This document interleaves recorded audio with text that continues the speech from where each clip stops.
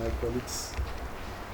We've had a presentation, and we also salute your courage and efforts on these two issues, particularly issues of improved funding and also online asset declaration.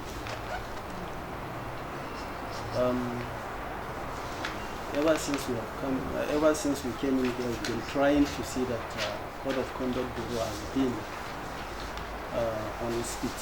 We are working to re-strategize to make sure that things are put where they belong to. And also, a lot of things are there in relation to staff discipline. Because you have to have a disciplined staff before you can do anything. We've been doing a lot, and we are still doing that to make sure that staff discipline is taken first and foremost, and also the issue of reorientation of staff. The thinking and reasoning, the psych, that Code of Conduct Bureau is mere administrative agency that is established to ensure a high sense of responsibility and morality in governance and what have you. It's far beyond that the mandate of the Code of Conduct Bureau. So we've been working hard to reorient the psychological foundation of the staff in relation to their duties, what they're supposed to discharge.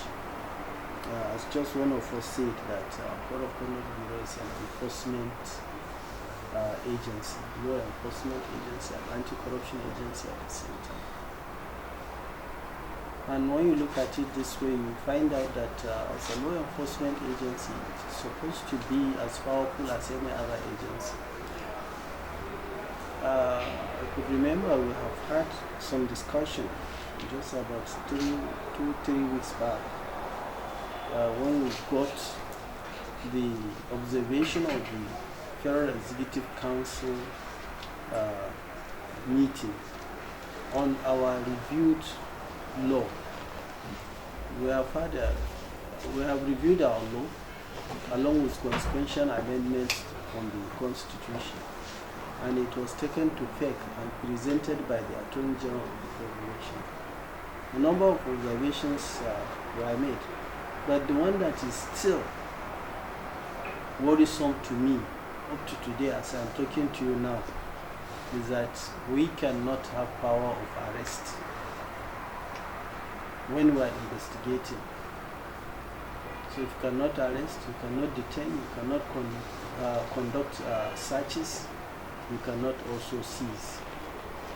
So what was resolved, was that we have to effect any arrest through procurement of court order by the police. So it is the police that will now make arrest for us, detain for us. But the law is very clear that the police officers, from IG to the last police officer, are public officers. If you have a case against the police, who will arrest him for you? If you have a case against IG, who will arrest him for you? We are all living witnesses what happened between EFCC and Tafa Balogun. If EFCC hadn't power of enforcement by effecting arrest, would it be able to investigate, use force against the sitting IG? It will never happen that way. Even though there was a political will for the powers that be at that time to support EFCC in whatever it had wanted to do. But the crux of the matter is that they have the backing of the law to do it. They have the backing of the law to do it. So nobody is spared when it comes to the issue of enforcement of Code of Conduct for public officers. Nobody is spared when it comes to that. So this is one.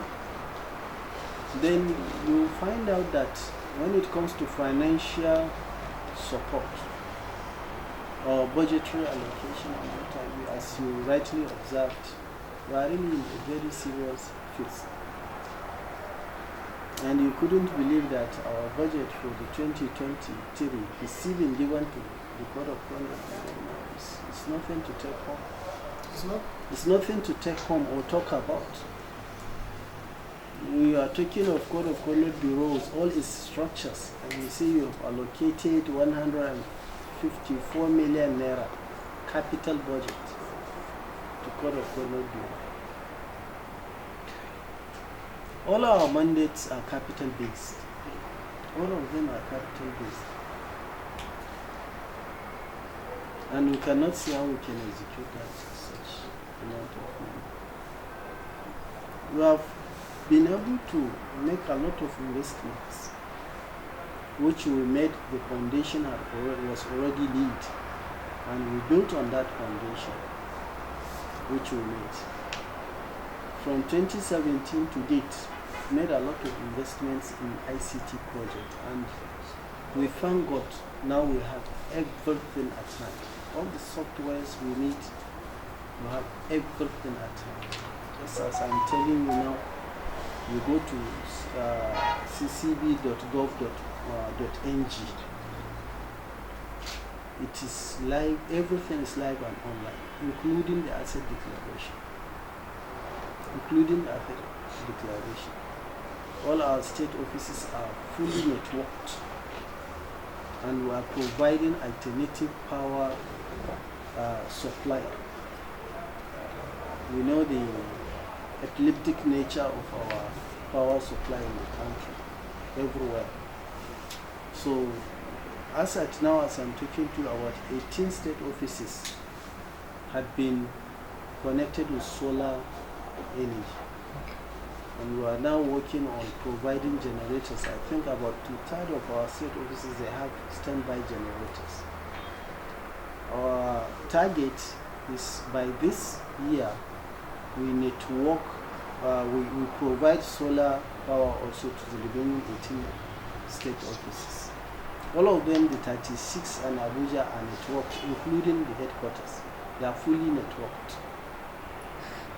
And also, we have concluded arrangement for this 4G internet provision to all state offices. We've concluded that arrangement, and I think by now they should have had access to internet. So our asset declaration portal is live and online. So I don't know, can you get my computer for me? So I will just open the portal for you, you will see it. So if you like, you will register it. Had it been a public officer. Courtesy to Osiwa, I can still say that we have also made a step forward. Even though our own system has taken care of that. Our own internal system has taken care of that, but they have developed a software. So we want to see how that software will incorporate it, at least to strengthen. It is an addition to what we already have, and it will further strengthen what we have. We've collected the software through Integrity Organization. So